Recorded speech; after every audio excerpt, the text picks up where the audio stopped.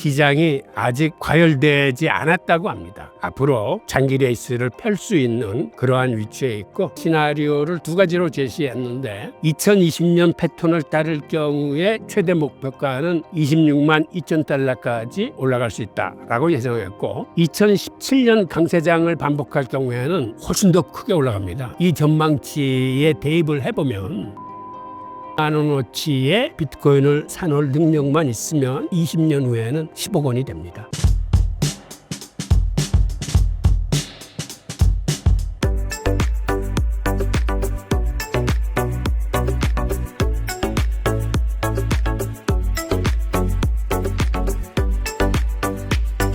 과거의 비트코인 사이클은 어땠고, 지금 그 사이클을 그대로 따라가고 있는 상황일까요? 비트코인은 반감기라는 게 있기 때문에 4년 주기의 사이클이 있습니다. 이 크립토콘트의 분석가 악셀 애들러에 의하면 현재 비트코인 사이클은 8단계 중에 3단계인 오렌지 단계에 진입했다고 합니다. 이 단계가 비트코인 가격을 그 4년 주기 단순 이동평균과의 비율을 기준으로 산출했다고 그러는데, 지금 옆에 보이는 이 그래프가 그 비트코인 반감기의 사이클입니다. 지금 오렌지 단계는 4년 이동평균 대비 2배에서 2배 반 사이에 위치하는 구간을 나타냅니다. 그래서 지금의 사이클이 초중반 강세장에 해당한다고 합니다. 그러니까 앞으로 강세장 갈 길이 훨씬 더 많이 남은 거죠. 그리고 이러한 상승세를 이어가는 과정에서 시장이 아직 과열되지 않았다고 합니다. 그러니까 앞으로 훨씬 더 장기 레이스를 펼 수 있는 그러한 위치에 있고, 그런 의미에서 이번 상승 사이클은 이제 8분의 3 정도의 위치에 와가지고 갈 길이 좀 많이 남았다, 이렇게 보시면 되겠습니다. 그리고 그 크립토콘트의 주경 대표 같은 경우에는 또 비슷한 얘기를 했는데, 아직 갈 길이 이제 멀다고 분석을 하면서 현재의 상승세가 2017년 3분기하고 2020년 2분기 상황과 유사하다고 그랬습니다. 비트코인이 당시 1만 달러를 돌파하려는 시점과 비슷한 위치에 있다고 평가를 하면서 이번 상승 시나리오를 두 가지로 제시했는데, 2020년 패턴을 따를 경우에 최대 목표가는 26만 2천 달러까지 올라갈 수 있다라고 예상했고, 2017년 강세장을 반복할 경우에는 훨씬 더 크게 올라갑니다. 그래서 최대 115만 달러에 도달할 수 있다고 했습니다. 이는 비트코인의 어떤 장기적인 강력한 상승 잠재력을 갖고 있음을 의미합니다. 현재 비트코인이 10만 달러 돌파를 눈앞에 두고 있는데, 전문가들은 이번 상승세가 강세장의 중간 단계일 가능성이 높다고 보고 있으며, 현재 중요한 것은 과열 상태가 아니기 때문에 추가적인 상승 여력이 충분하다는 그런 분석입니다. 최근 고조되는 전쟁과 같은 지정학적 리스크에서 비트코인의 중요성과 역할은 무엇인가요? 비트코인은 한마디로 쉽게 얘기하면 이거는 몰수 불가 통화예요. 이건 무슨 얘기냐면, 지정학적 리스크라는 건 주로 이제 전쟁 같은 걸 의미하는데, 보통 전쟁이 나면 일단 정부가 은행 예금 인출을 동결시킵니다. 그래서 은행에서 돈을 일시적으로 확 몰려서 인출을 함으로써 은행이 붕괴되는 걸 막고, 그 다음에 국가 밖으로, 즉 국경 밖으로 탈출을 시도할 경우에도 너무 과도한 현금을 갖고 나가지 못하게, 그리고 큰괴되거나 귀중품들을 나라 밖으로 자본 유출을 시키지 못하게 보통 막거든요. 그런데 비트코인 같은 경우는 어떠한 경우에도 이러한 정부나 은행이 자금 인출을 막을 수 없는, 한마디로 전자지갑에서 전자지갑으로 은행을 거치지 않고 이동할 수 있는 거기 때문에 나중에 해외로 나가서 자기의 전자지갑을 다시 열면 되고, 그리고 국내와 해외 간에도 손쉽게 전자지갑으로 서로 비트코인을 주고받을 수 있는 상황이기 때문에 국경 이동에 제한이 없습니다. 그런데 이런 걸 중요시 여기는 사람들은 특히 돈 많은 부호일수록 이것의 가치를 굉장히 줍니다. 그래서 부호들은 항상 유사시에 자기의 재산을 어떻게 보호할 수 있을까를 생각하기 때문에 부호들일수록 비트코인을 선호하는 현상이 강합니다. 교수님께서는 왜 비트코인이 기존의 화폐를 뛰어넘는 혁명을 일으킬 것으로 보시는 건가요? 앞으로는 통화시장이 춘추 전국 시장이 될 겁니다. 무슨 얘기냐면 현재의 지폐들, 달러, 유로와 엔화 할 것 없이 이런 지폐들은 앞으로는 사라질 거예요. 지폐 사용 비중이 줄면서 어차피 디지털 화폐로 넘어갑니다. 그 과정에서 중앙은행 디지털 화폐인 CBDC, 그 다음에 스테이블 코인, 비트코인, 그리고 기존의 법정 통화들이 서로 경쟁하게 될 겁니다. 물론 일부는 협력하고 융합할 수도 있습니다만 기본적으로는 이들 통화들이 각축을 벌이는 춘추 전국 시대가 이제 도래할 겁니다. 그런데 이 가운데서 유일하게 인플레이션이 되지 않는 통화가 비트코인이에요. 그러다 보니까 앞으로는 비트코인의 영향력이 다른 통화에 비해서 강해질 수뿐이 없습니다. 한마디로 지난 10여 년 동안 달러 같은 경우는 자그마치 본원통화 발행액이 10배나 늘어났어요. 그러니까 그만큼 가치가 이제 시작된 거죠. 그런데 아시다시피 비트코인은 발행 수량이 딱 정해져 있기 때문에 이건 인플레이션이 일어날 수 없는 화폐입니다. 그리고 비트코인 가격이 오른다는 건 스스로 이렇게 올라가는 게 아니라 다른 화폐에 비해서 다른 화폐들이 너무 돈을 많이 찍어내니까 상대적으로 이게 가치가 이제 올라가는 거로 이제 볼 수 있습니다. 그리고 또한 비트코인은 국경 간 이동이 자유롭기 때문에 다른 통화에 비해서 세계 화폐와 같은 그러한 위치를 점할 수 있습니다.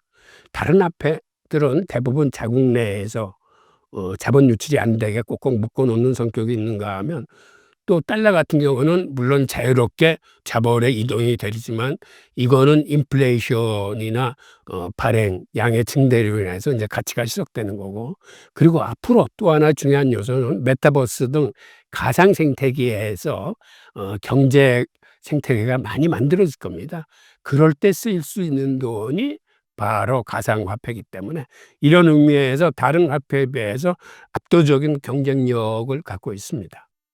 비트코인과 알트코인의 차이점은 어떤 게 있을까요? 이것도 마찬가지입니다. 비트코인은 발행 수량이 딱 제한되어 있잖아요. 2,100만 개. 하지만 많은 알트코인은 수량 자체의 발행도 많고 이게 또 수시로 중간에 계획 외로 발행되는 경우도 있고, 이러한 요소 때문에 근본적으로 비트코인에 대한 신뢰가 큰 겁니다. 그리고 비트코인은 이미 스스로 신뢰를 구축한 통화입니다. 많은 사람이 그걸 인정하기 때문에 비트코인의 가치에 역점을 두는 거고, 다른 알트코인 같은 거는 사실 수많은 알트코인이 있지만 그것의 99% 이상은 사라질 알트코인들입니다. 그러니까 생명력이 없는 알트코인이 대부분이라고 보시면 돼요. 그래서 최근에 도미넌스 변화를 보면 지난 6개월 사이에 비트코인의 도미넌스는 한 52%에서 60% 정도로 많이 올랐어요. 이 얘기는 무슨 얘기냐면 다시 얘기해서 다른 알트코인의 총액이 비트코인에 비해서 많이 줄어들었음을 의미합니다. 그래서 물론 알트코인은 일부가 대박을 치는 알트코인이 있습니다만은 전체적으로 봤을 때 평균적으로는 비트코인에 비해서 성장성이 굉장히 떨어집니다. 그래서 좀 안타까운 면이 있는데 우리 한국 사람들은 이 투자 성향이 이 리스크 테이킹을 좋아해 가지고 알트코인의 투자 비중이 비트코인보다 훨씬 높아요. 그러니까 어떤 통계를 보니까 비트코인의 투자 비중은 17%에 불과합니다. 그리고 투자의 83%가 알트코인에 몰려 있어요. 그런데 외국 같은 경우는 지금 도미넌스 비중만큼 60% 정도는 비트코인에 투자를 하고 그다음에 나머지 알트코인에 투자를 하는데, 우리는 반대로 비트코인 비중이 적기 때문에 한마디로 손해를 외국인들에 비해서 많이 보는 셈이죠. 그래서 시장이 달아오르면 확 들어왔다가 중간에 알트코인 투자로 털리고 이 시장을 떠나는 사람들이 많아가지고 장이 좋을 적에는 김치 프리미엄이 10% 심지어는 20%까지 붙었다가 이 장이 횡보를 보이거나 나쁘면 또 우르르 빠져나가서 지금은 김치 프리미엄이 얼마 전까지만 해도 한 마이너스 2%였다가 최근에 플러스로 이렇게 바뀌는 모습을 볼 수 있는데, 그래서 여러분한테 권한 거는 한국인들의 투자 방식도 이 비트코인 비중을 높여가지고 비트코인 위주의 투자를 하시기를 당부드립니다. 직장인분들이 경제적 자유를 위해서 비트코인에 투자하는 것은 좋은 선택인가요? 저는 그건 아주 좋은 선택으로 보이는데요. 단 비트코인에 투자할 적에는 매월 또는 매주 적립식 장기 투자를 추천드립니다. 왜 그러냐면 적립식 투자의 장점이 많아요. 우선 매입 단가가 평준화되는 효과가 있습니다. 그러니까 비쌀 때도 사지만 조정을 받는 쌀 때도 사고, 그 다음에 이 등락을 거치면서 꾸준히 비트코인을 우상향하는 성질이 있기 때문에 쌀 적에는 오히려 수량을 더 늘려서 살 수 있는 이런 게 있어가지고, 적립 투자의 장점에서 가장 중요한 게 이렇게 매입 단가를 평준화한다는 거. 또 하나는 분산 투자의 효과가 있습니다. 물론 종류를 분산하는 이런 투자법도 있지만 비트코인을 시점에 따라서 분산함으로써 이 또한 몰빵으로 일시에 투자하는 것에 비해서는 분산 투자를 함으로써 투자 지식이 부족한 초보분들도 자기의 소득에 비례해서 뭐 월별 혹은 주별 이런 투자를 통해서 분산 투자를 할 수 있습니다. 또한 심리적인 부담이 덜합니다. 그러니까 가벼워요. 그러니까 적립식 투자라는 건 뭐 적금 붙듯이 소액 투자로 가능하기 때문에 누구나 장기 투자하기에 유리합니다. 그리고 폭락장이나 상승장에서 그렇게 심리가 많이 흔들리지 않아요. 그러니까 어차피 꾸준히 나는 이걸 매월 매주 산다라는 거기 때문에 가격의 등락에 크게 신경 쓰지 않을 수 있습니다. 그리고 이런 식으로 투자를 하다 보면 목돈을 만들 수가 있어요. 그러니까 시장 분위기에 휩쓸려서 충동적으로 사거나 혹은 겁에 질려서 팔거나 하지 않을 수 있기 때문에 누구나 편하게 투자할 수 있다는 거. 그다음에 장기 투자에 의해서 변동성의 위험으로부터 떨어져 있을 수 있습니다. 이러한 여러 요인으로 인해서 적립식 장기 투자가 제가 권하는 강추하는 투자 방법의 하나입니다. 비트코인 투자로 은퇴하는 것도 가능할까요? 물론 가능합니다. 은퇴 가능하지만 저는 은퇴하는 거는 그렇게 추천드리고 싶지 않아요. 왜 그러냐면 경제적 자유를 성취한다는 것과 개인의 자아 실현을 이룬다는 것은 이건 별개의 문제입니다. 경제적 성취, 즉 돈만 버는 게 인생의 다는 아니거든요. 경제적 자유를 성취함과 동시에 자기가 하고 싶은 일, 자기가 보람을 느끼는 일, 자기가 좋아하는 일은 한편으로 계속하는 게 더 바람직하지 않나 이런 생각을 하게 되고, 그 다음에 은퇴를 하더라도 노후자금이 한 10억 원 정도는 있어야 은퇴를 할 수 있다고 그래요. 그런데 노후자금 10억 원 정도를 만들기 위해서 그렇다면 비트코인을 얼마치 지금 우리가 사모아야 나중에 예를 들어서 20년 후에 내가 노후가 되면 생활을 영위할 수 있을까 했을 적에 마이클 세일러의 전망치를 좀 빌려 보죠. 마이클 세일러는 이번 비트코인 2024 컨퍼런스에 나와서 무슨 얘기를 했냐면 2045년, 그러니까 지금으로부터 20년 후에 비트코인 가격이 1,300만 달러 될 거라고 그는 얘기를 했습니다. 그가 평균 한 30%, 연 30% 정도 오른다고 가정한 수치예요. 근데 비트코인 같은 경우 저는 연 30% 정도는 동의 가능한 수치라고 보입니다. 그러면 이 전망치에 대입을 해보면 현재 우리 돈 770만 원어치의 비트코인을 사놓을 능력만 있으면 이게 20년 후에는 10억 원이 됩니다.